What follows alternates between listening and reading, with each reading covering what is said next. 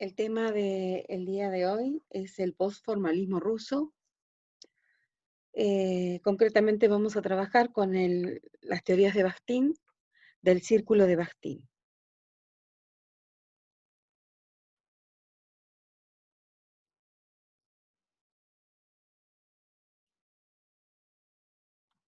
Esta teoría, o las teorías de Bakhtin, van a ser trabajadas juntamente con literatura latinoamericana 2, de manera articulada. La idea es poder abordar las novelas de esa materia con las teorías que vemos aquí.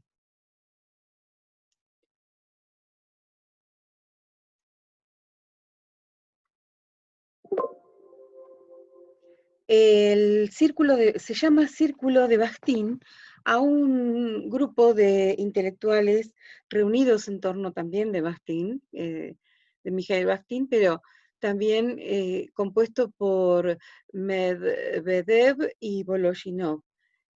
A partir de 1928, también en Rusia, igual que los los estudiosos del formalismo ruso. A diferencia de ellos, estén influenciados por la filosofía marxista y la ideología marxista. Entonces, de alguna manera podríamos decir que tienen en cuenta el formalismo, aunque lo critican bastante, pero algunas cuestiones sostienen de las teorías del formalismo ruso, como por ejemplo la idea de literaturidad o la idea de que el lenguaje es un sistema de signos. A lo que ellos agregan la dimensión sociológica, agregando la ideología, ¿no? Y entendiendo que el lenguaje no solamente es un sistema de signos, sino también es una realidad material. Una realidad material que contiene los valores ideológicos de una sociedad, de un grupo, de las personas, de los hablantes. Tanto Medvedev como Voloshinov y Bakhtin escribieron de tal manera que en un trabajo bastante colectivo ideológico, en el sentido de que no es posible en algunos casos conocer quién es el autor de cada una de estas teorías o cuál es el autor de cada una de estas ideas. Entonces, y como los dos primeros fallecieron antes y Bakhtin estuvo investigando hasta los 70 que murió, su obra fue muy vasta y por eso el nombre del círculo de Bakhtin, ¿no?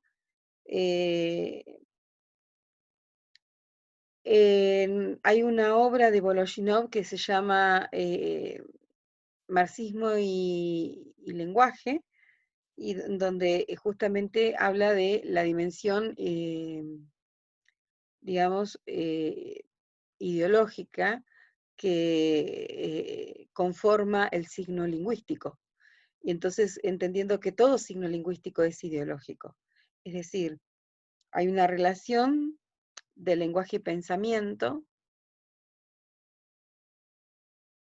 a través de esa concepción se piensa que el lenguaje no solamente es un significado y un significante, sino que además dentro del lenguaje uno de los elementos compositivos es la visión de mundo, una visión de mundo particular.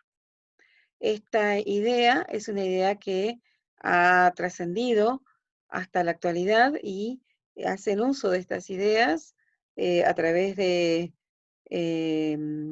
todos los estudios socioculturales del lenguaje, ¿no? De la lengua y la literatura, que son los estudios actuales, los que nosotros por lo menos reconocemos en el profesorado nuestro. En un texto que se llama El método formal en los estudios literarios, introducción crítica a una poética sociológica, Bakhtin y Medvedev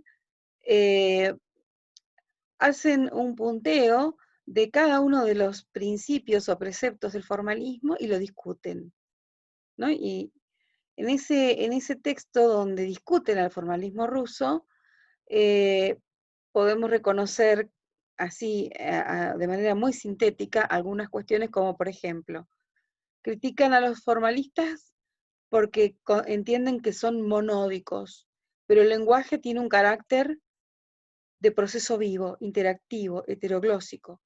Esto quiere decir que ven a los formalistas como estudiosos de un constructo o de la obra literaria como un elemento muerto, podríamos decir, como un elemento único y acabado, como un objeto, por ejemplo, al mejor estilo de una disección de un cadáver en un laboratorio, para poder entender cómo está, cómo funciona, o cómo es el corazón, son los pulmones, eh, pero entendiendo como algo estático, cosa que no es real, porque el lenguaje, dicen ellos, es un proceso vivo, es un proceso heteroglósico en el sentido de que allí entran, la palabra es portadora de un signo ideológico, y en ese texto seguramente puede haber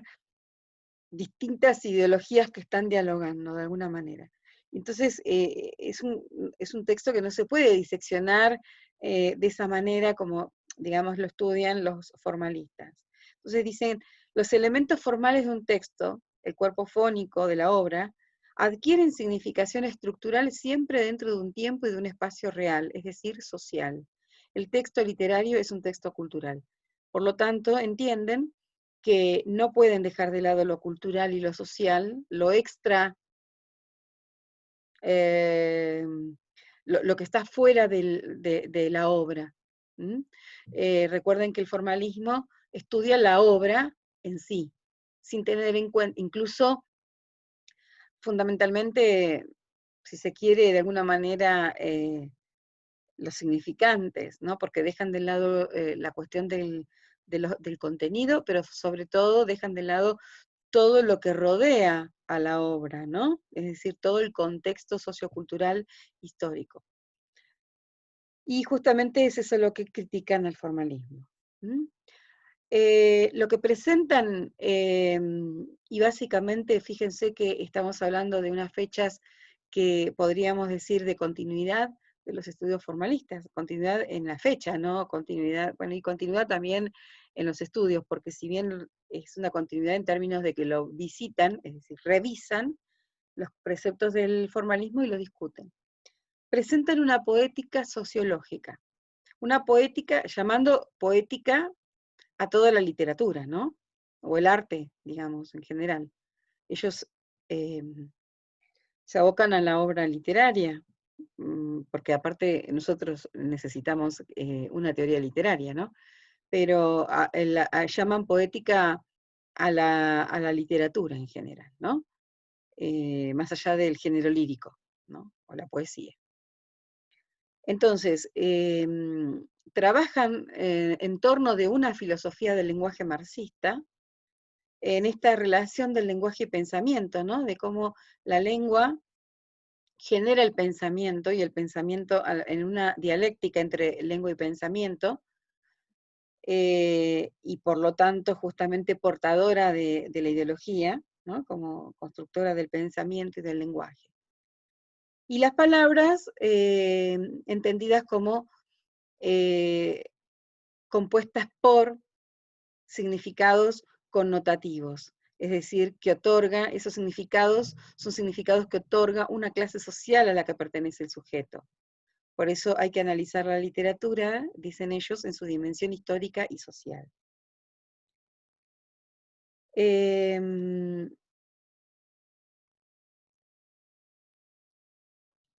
Bakhtin, tomándolo como persona individual, personaje individual dentro de los estudios literarios, podríamos decir que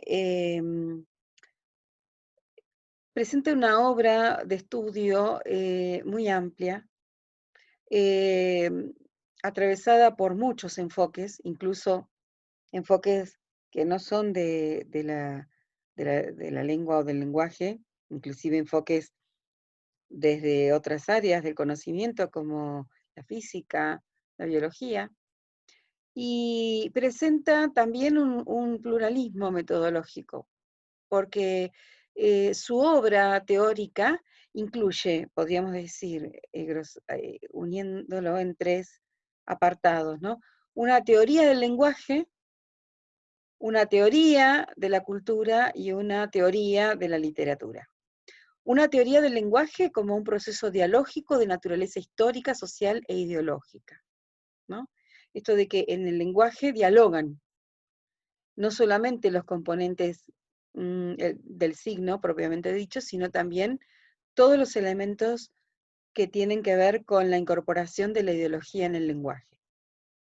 Una teoría dialógica de la cultura, porque estudia las relaciones entre la tradición culta y popular.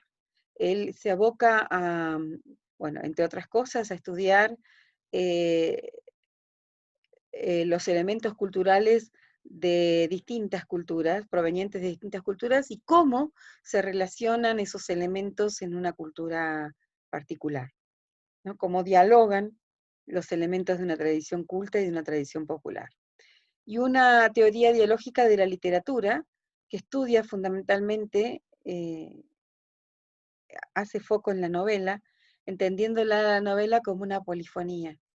Polifonía, otro elemento, otro enfoque que viene de la música, ¿no? Es decir, que hay muchas voces. Es una forma literaria propia de la modernidad, dice Bakhtin, porque incorpora elementos de, de otros géneros, incluye, bueno, ya vamos a ver una diapositiva específicamente más adelante sobre cómo analiza la novela. Eh, todas estas teorías y postulados de Bakhtin, que fueron escritos a partir de 1928-1929, se conocen afuera de Rusia, sobre todo bueno, en lengua española, em, pero fuera de Rusia fundamentalmente a partir de 1970, en lengua española a partir de los 80, y aparecen en los estudios académicos en esas fechas, 1980, 1990, y es tan amplio su estudio y tan novedoso el planteo, digamos, para lo que se estaba planteando en forma teórica en el resto del mundo, que realmente fue incorporado inmediatamente en los estudios literarios. Entonces es una herramienta teórica y metodológica muy importante y que incluso hoy nos da para estudiar la literatura y los discursos sociales en general. De hecho, creo que es posible que hayan visto Estética de la creación verbal en Lectura y Escritura Académica, un libro de Bakhtin donde analizan los discursos, los géneros discursivos de una sociedad, de una cultura, digamos. Y entonces analiza allí una primera división de géneros discursivos en primarios y secundarios, y donde, bueno, aloja la literatura dentro de los géneros secundarios. Y sí, bueno, es una obra fundamental para poder trabajar géneros literarios o géneros discursivos en general, ¿no? En lengua.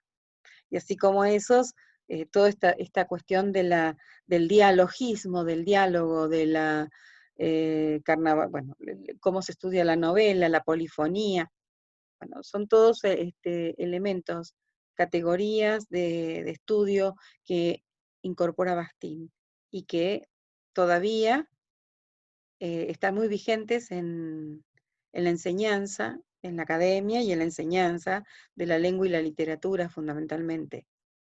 Eh, bueno, parten de la obra literaria en su conjunto, entonces, no solo centrándose en el lenguaje como hacían los formalistas. Dicen que, dice Bakhtin que la forma de la arquitectura, allí le llama al género, ¿no? Al género discursivo. La forma de un texto abarca lo lingüístico, pero también abarca la forma, el contenido, las ideologías, la trama histórica y social por la que la obra se desplaza, es decir, a través del tiempo, que incluye una época, digamos, una trama histórica y social de producción, y también abarca, incorpora en ese texto, hay que incorporar la trama histórica y social del contexto de recepción, de todos los contextos de recepción que ha tenido esa obra a lo largo de la historia. El concepto de forma de Bakhtin incluye entonces no solamente el texto, sino también la dimensión afuera del texto. Lo que recién decíamos, el punto de vista del creador y del receptor, que son los que otorgan el valor estético a una obra.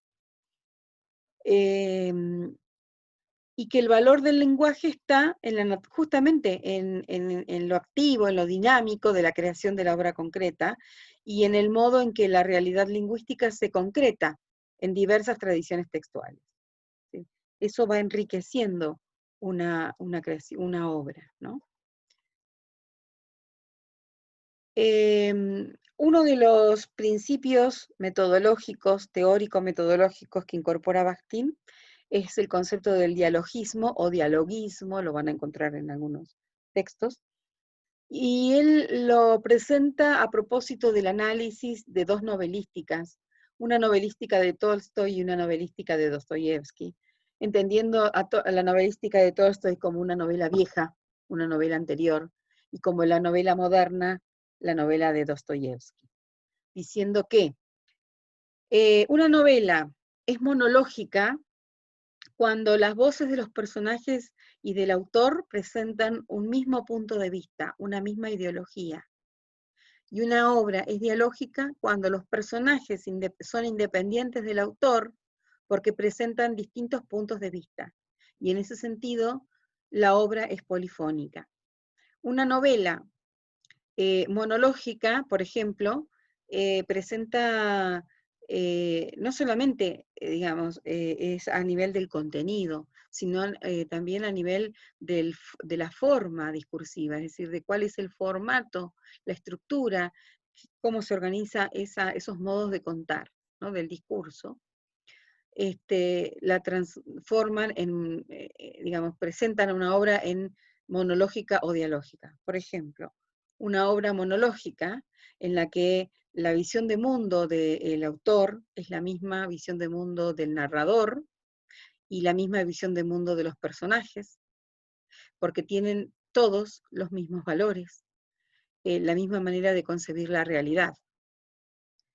Y esto generalmente se construye a nivel estructural o a nivel discursivo, por ejemplo, con el uso de un narrador, por ejemplo, omnisciente, ¿m?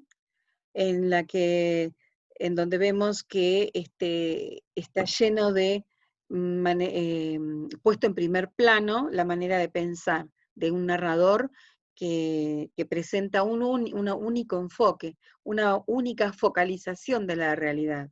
Nos permite ver solamente con los ojos de ese narrador, ¿no?